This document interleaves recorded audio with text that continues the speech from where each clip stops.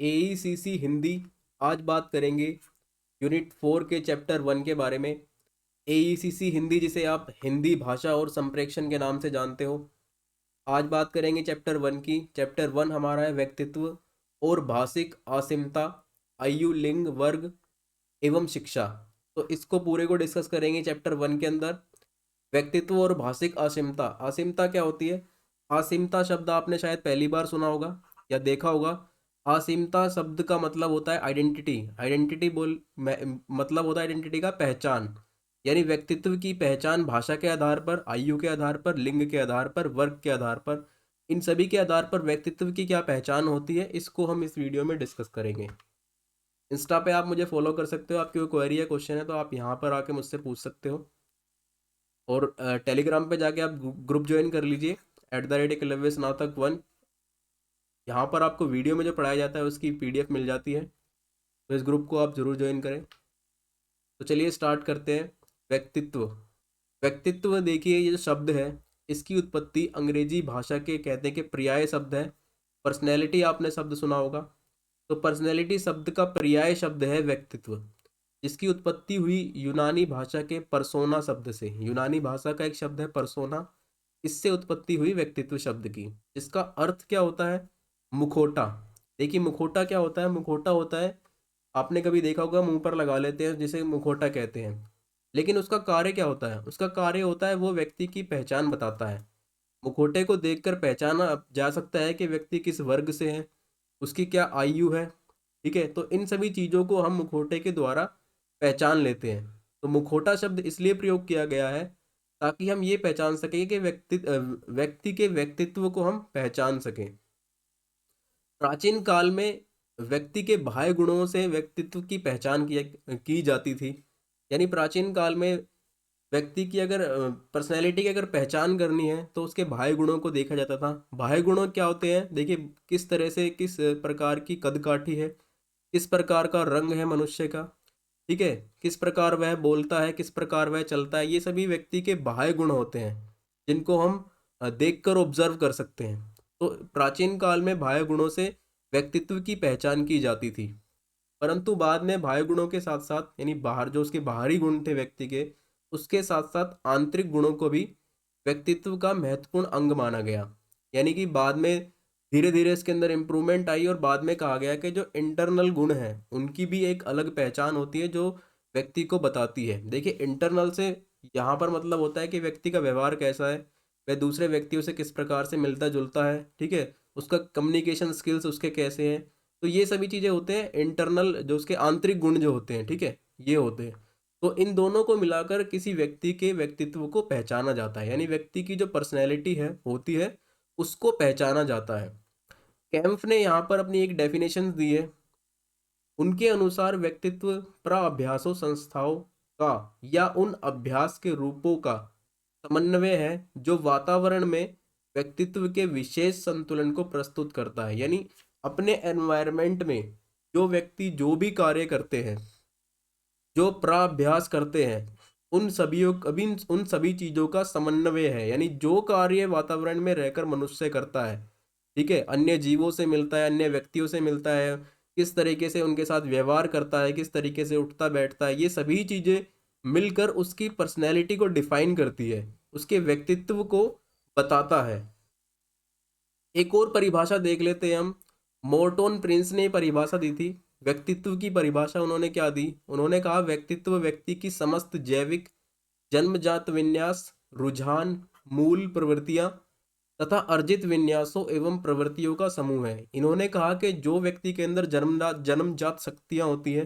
देखिए, जब भी व्यक्ति पैदा होता है तो जन्मजात कुछ ऐसी शक्तियों को लेकर पैदा होता है जो कि प्रत्येक व्यक्ति से अलग होती है, जिसे कहते हैं हम इंडिविजुअल डिफरेंसेस। ठीक है, प्रत्येक व्यक्ति का अपना एक अलग आईक्यू होता है। प्रत्येक व्यक्ति अपने तरीके से कुछ चीज़ों को सीखता है और चीज़ों को बताता है। तो जन्मजात विन्यास उन्होंने कहा।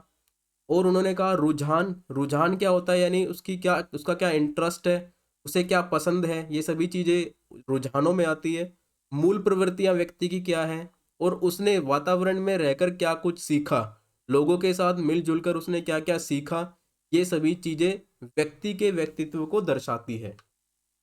तो यहाँ पर आप समझ जाते हो कि व्यक्तित्व क्या होता है। अब देखिए व्यक्तित्व के सिद्धांत, व्यक्तित्व के यानी पर्सनैलिटी के सिद्धांत दिए, तो इनके इन्होंने अपने अपने अलग अलग हिसाब से बताया कि व्यक्तित्व किस प्रकार के होते हैं। इन्होंने व्यक्तित्व को डिफाइन किया, इनके सिद्धांतों को दिया। तो सबसे पहले हम डिस्कस करते हैं। देखिए भारतीय औषधि विज्ञान के जनक रहे थे चरक। चरक का नाम आपने बखूबी सुना होगा, काफी फेमस थे, हमारे भारतीय औषधि विज्ञान के जनक के नाम से इनको जाना जाता है। तो इन्होंने कहा कि जो व्यक्तित्व है यानी जो पर्सनैलिटी है, उनको तीन भागों में बांटा इन्होंने। इन्होंने कहा कि तीन तरह के लोग होते हैं। देखिए वात पित्त कफ, ये चीज आपने सुनी होगी। ये हमारे जो भारतीय औषधि जो होती है वो इस पर टिकी होती है, वात पित्त कफ। तो चरक ने कहा कि तीन प्रकार के व्यक्तित्व होते हैं, वात पित्त और कफ। यानी उन्होंने कहा वात जिसके अंदर होता है, तो वात तत्व वाले लोगों में आकाश तथा वायु का तत्व शामिल होता है। पित्त तत्व वाले जो लोग होते हैं जिसके अंदर पित्त धातु होती है, वायु तथा अग्नि तत्व होता है उनके अंदर। इन्होंने कहा उनके अंदर वायु तथा अग्नि तत्व होता है। कफ तत्व वाले लोगों में जल तथा पृथ्वी तत्व होता है। तो इन्होंने अपने हिसाब से व्यक्तित्व को डिफाइन कर दिया। इन्होंने कहा तीन तरह के लोग होते हैं, वात पित्त कफ। यानी इन्होंने औषधि के आधार पर व्यक्तित्व को एक्सप्लेन कर दिया, डिफाइन कर दिया। उसके बाद देखिए क्रैशमेयर थे। इन्होंने कहा, इन्होंने धातु के आधार पर और शारीरिक गठन के आधार पर इन्होंने व्यक्तित्व को दो भागों में बांटा। तो इन्होंने कहा दो टाइप के व्यक्तित्व होते हैं, यानी दो टाइप के व्यक्तित्व है जिनमें व्यक्तियों को रखा जाता है। एक होता है साइक्लाइड। साइक्लाइड का मतलब था कि इसमें वो व्यक्ति होते हैं जो सामाजिक स्वभाव के होते हैं, विनोद प्रिय होते हैं यानी हंसी मजाक करने वाले होते हैं, ठीक है, चंचल मनोदशा वाले होते हैं, और यानी जो काफी चंचल होते हैं, हंसी मजाक करने वाले होते हैं, और उनका स्वभाव जो होता है वो सामाजिक होता है, यानी एक दूसरे से मिलकर चलने वाला स्वभाव होता है। तो एक तो इस तरह के व्यक्ति होते हैं, और दूसरा इन्होंने बताया सिजवाइड तरह के व्यक्ति होते हैं जो कि असामाजिक होते हैं, शांत होते हैं, गंभीर होते हैं और अल्पभाषी होते हैं। उन्होंने कहा इसके अंदर उन व्यक्तियों को रखा जाता है जो कि समाज से मिलकर नहीं चलते, अकेले रहते हैं, शांत रहते हैं, वो कम बोलते हैं, लोगों से ज़्यादा इंटरेक्ट करना वो पसंद नहीं करते, गंभीर रहते हैं यानी हमेशा किसी गहरी सोच के अंदर रहते हैं, ऐसे व्यक्तियों को रखा। और अल्पभाषी होते हैं, अल्पभाषी होते हैं जो बिल्कुल कम बोलते हैं, सिर्फ तभी बोलते हैं वो जब जरूरत पड़ती है। तो दो तरह के व्यक्तित्व को इन्होंने डिफाइन किया यहाँ पर, इन्होंने क्रैशमार महोदय ने, ठीक है, इन्होंने डिफाइन किया। उसके बाद एक को और देख लेते हैं हम। जुंग ने कहा कि व्यक्तित्व को दो भागों में बांटा जाता है। जुंग ने कहा व्यक्तित्व को दो भागों में बांटा जाता है, एक होता है अंतर्मुखी और एक होता है बाह्यमुखी, यानी दो टाइप के व्यक्तित्व होते हैं। तो इस तरह से जो मनोवैज्ञानिक दार्शनिक रहे, इन्होंने अपने अपने हिसाब से व्यक्तित्व को डिफाइन किया, व्यक्तित्व के बारे में इन्होंने बताया कि किस तरह से व्यक्तित्व जो है वो होता है, या लोग जो होते हैं वो किस व्यक्तित्व के होते हैं। इन्होंने अपने हिसाब से इनको डिफाइन किया।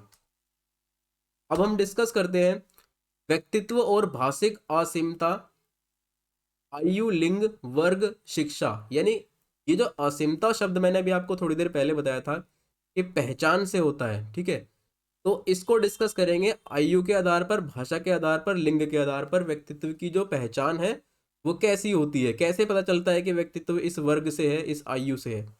तो देखिए प्रत्येक व्यक्ति की अपनी अलग पहचान होती है, इसी पहचान को हम असीमता कहते हैं।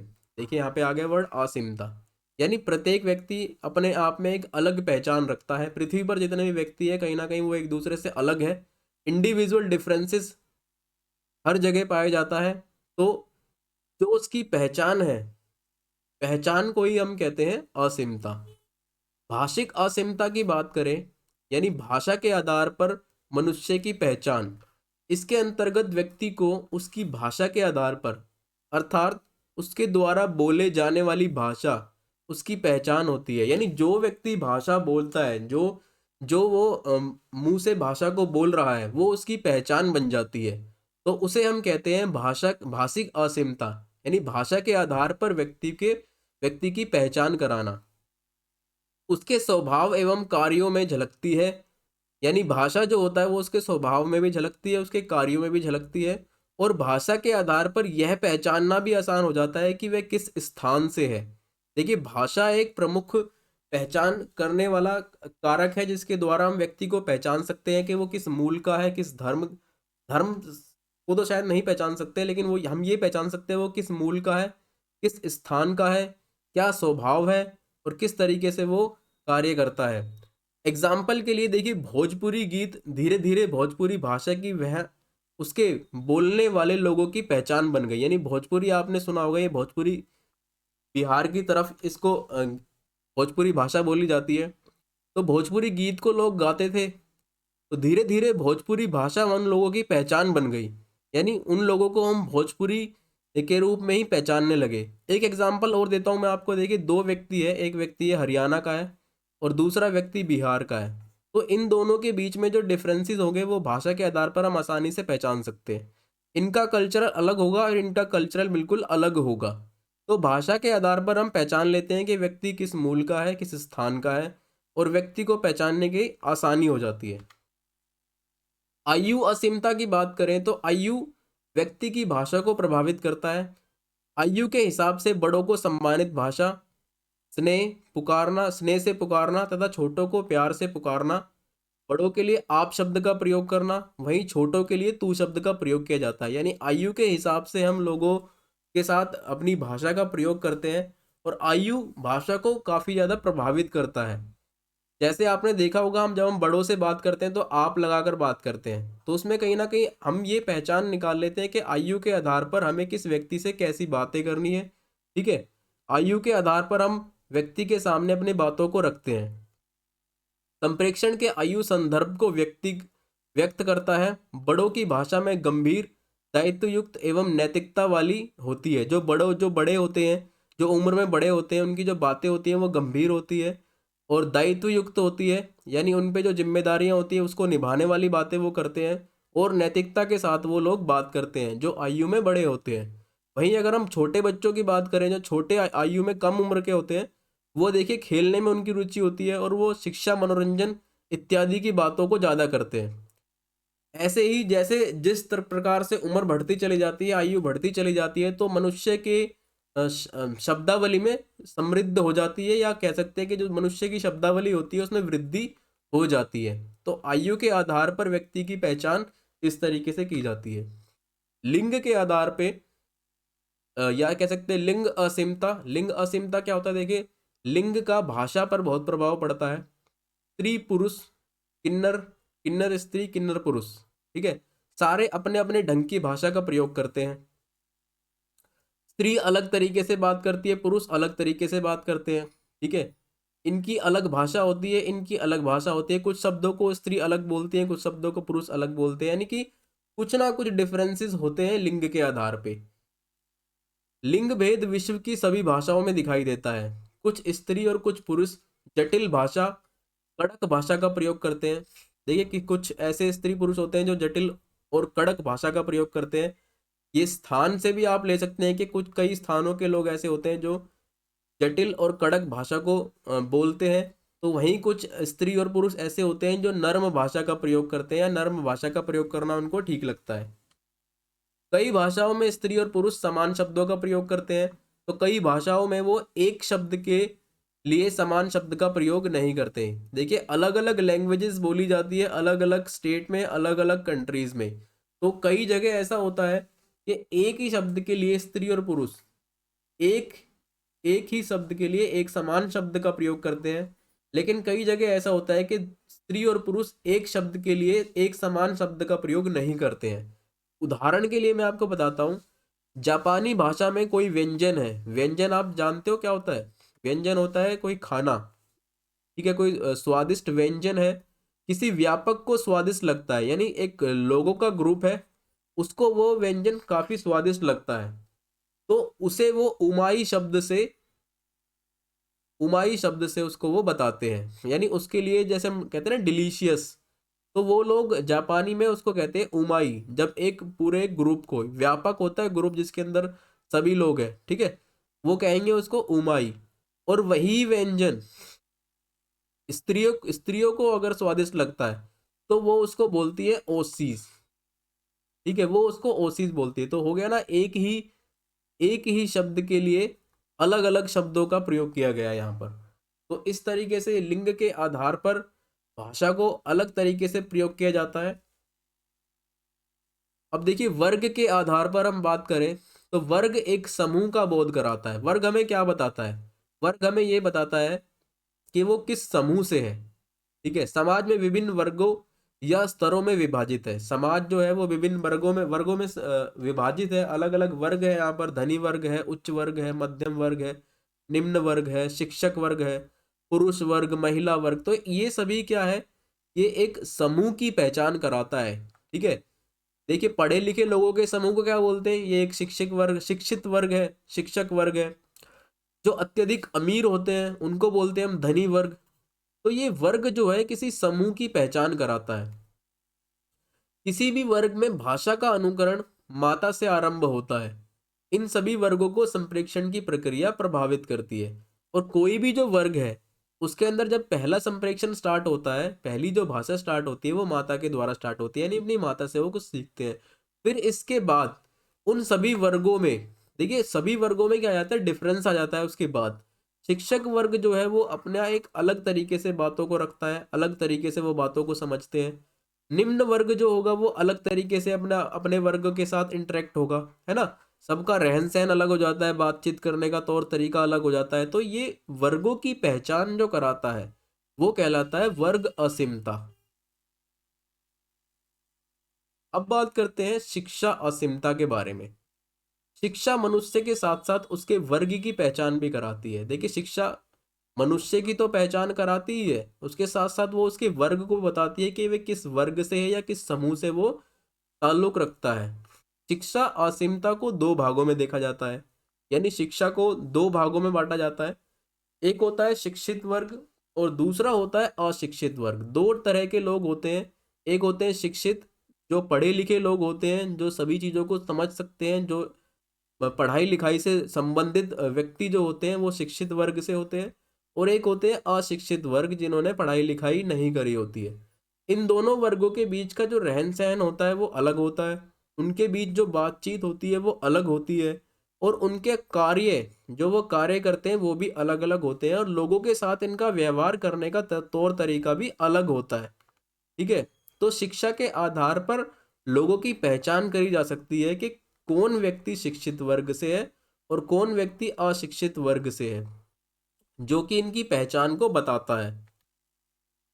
अतः व्यक्ति का लिंग, आयु, वर्ग एवं शिक्षा, आर्थिक, सामाजिक आदि अनेक कारक हैं जिनके कारण संप्रेषण प्रभावित होता है। ठीक है, जिनकी जिनके कारण क्या होता है? संप्रेषण प्रभावित होता है। या हम ये कह सकते हैं कि व्यक्ति के व्यक्तित्व को पहचानने के लिए ये सभी कारक कहीं ना कहीं अपना महत्वपूर्ण रोल निभाते हैं, जो कि ये बता पाते हैं हमें कि व्यक्ति किस समाज से है, किस वर्ग से है, क्या वह शिक्षित है, क्या वह अशिक्षित है, उसका क्या व्यक्तित्व है, उसका क्या व्यवहार है। इन सभी चीज़ों को हम इन कारकों के माध्यम से पहचान सकते हैं। इसलिए व्यक्तित्व और भाषिक असीमता की संप्रेषण में महत्वपूर्ण भूमिका है। ठीक है, यानी व्यक्तित्व को पहचानने के लिए भाषिक असीमता की संप्रेषण में महत्वपूर्ण भूमिका है। संप्रेषण अलग अलग व्यक्तियों को अलग अलग तरह से प्रभावित करता है। मैंने आपको बताया इंडिविजुअल डिफरेंसेस होते हैं, प्रत्येक व्यक्ति अलग होता है, वो अपने हिसाब से सीखता है और अपने हिसाब से ये बातों को वो रखता है।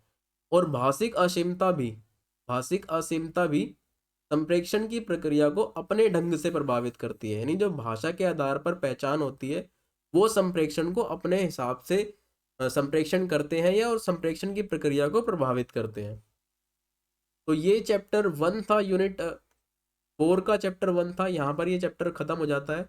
नेक्स्ट वीडियो में बात करेंगे चैप्टर 2 की और उसके बाद यूनिट 4 आपकी खत्म हो जाएगी।